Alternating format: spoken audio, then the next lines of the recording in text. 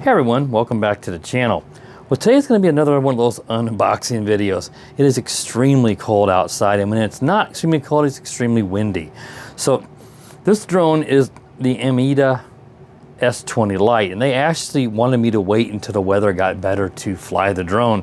But I really wanted to at least get you guys a quick overview on this little brushless drone until the weather gets better, and then we can get this outside along with that airplane I took a look at last time and get those out and fly them around. But anyway, this is a brushless drone, as you can see here. It claims it has a 4K camera, so that is a nice option on more of a budget-oriented drone. You have brushless motors and extended flight time because it does include 2 batteries. So let's take a look at it. And this is going to be a true unboxing that I have not even taken this out of the plastic wrap, the bags that come in. Let's go ahead and take the drone out of those. And first of all, we'll take a look at the batteries, because I mentioned there are 2 of these batteries. Now, they are just 1S or 1-cell batteries. And it looks like they are, I think it's 1600 or 1800 milliamp. The writing is so small. But anyway, they are just 1S, and they charge off of a USB-C connector. So let's go ahead and take a look at the drone. It's a very, very lightweight. I can tell you right now that this is well below the 250 gram current limit to require an FAA registration number and remote ID in the United States. So we're at the current time we're speaking, and we know that stuff could change after some of the incidents that happened with the wildfire, that drone, but as of right now, this drone would not require that. Now, one thing you can see immediately here is it does have an optical flow camera. So this drone is quite similar to that Snaptane S5C Elite that I just reviewed on the channel a couple of weeks ago.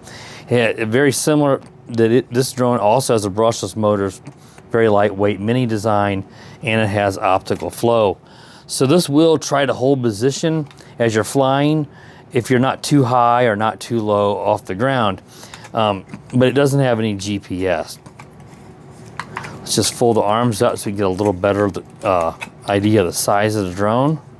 They have a little sticker that you always want to take off the front of these camera. That's a protector, but you'll get a foggy, cloudy video or photo if you were to leave that on. Now, it says it's 4K camera. It's a very small sort of pinhole, so I wouldn't expect it. You know, it may be 4K, but the camera probably is not going to be too great on this. But this is just a budget-oriented drone.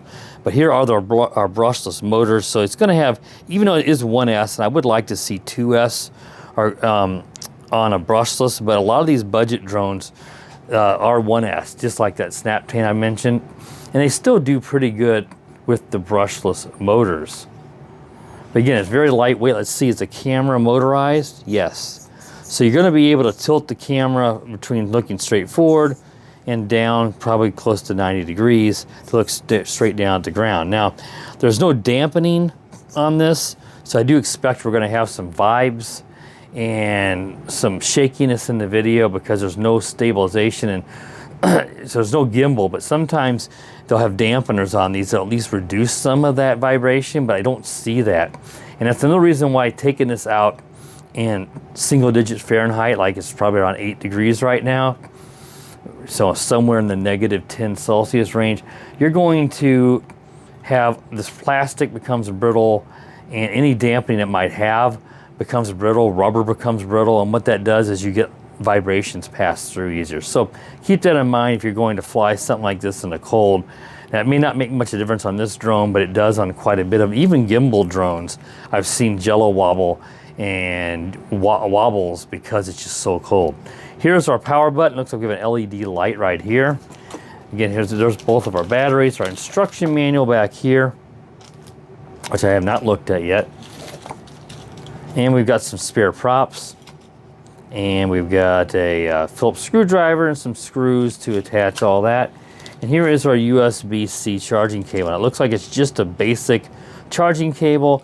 There's no lights on it, so that tells you that the built-in voltage control and the light and stuff to let you know the charging is ongoing and finished is going to be internal on this battery. So you should be able to use any USB-C charging cable with these batteries.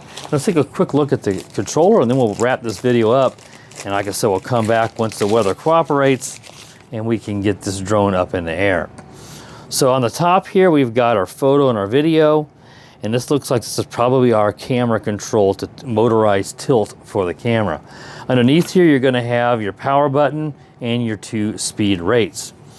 And then you pull the little arms down, real standard. It's not identical to the other toy grade controllers I've seen, but it's the exact same design with these little handles. And then you got your auto takeoff, your motor stop. This looks like our circle fly, where the drone is gonna do these circles as it flies around automatically. And I think this is gonna be 360 flips. If I'm wrong, I would add texture in the video, but it looks like it's showing its flip, which is interesting. Usually the 3D flip buttons are on your shoulder buttons on these drones, but it's right here, and I'm pretty sure that's what it is. It's gonna take a couple batteries here in the back, so it's not rechargeable. But I think this will probably be a pretty decent little flyer. And being brushless, it's gonna have some decent power as well.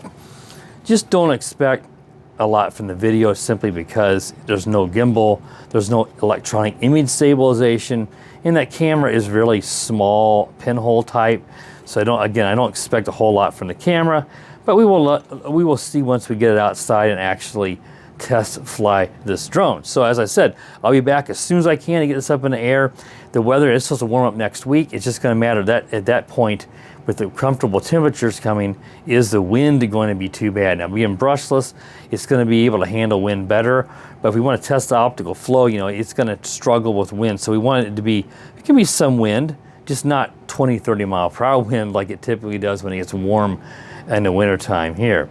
So that wraps up this quick unboxing overview. If you're interested in this drone, there'll be a purchase link. But I'd hold on and check the flight review when I get that on the channel.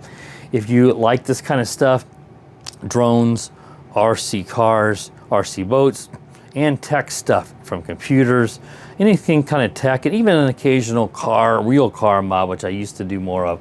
All that stuff is on my channel. So if you like this stuff, please consider subscribing. While you're at it, click the bell, that way you'll be notified when I upload new videos. And as always, guys, have a wonderful day.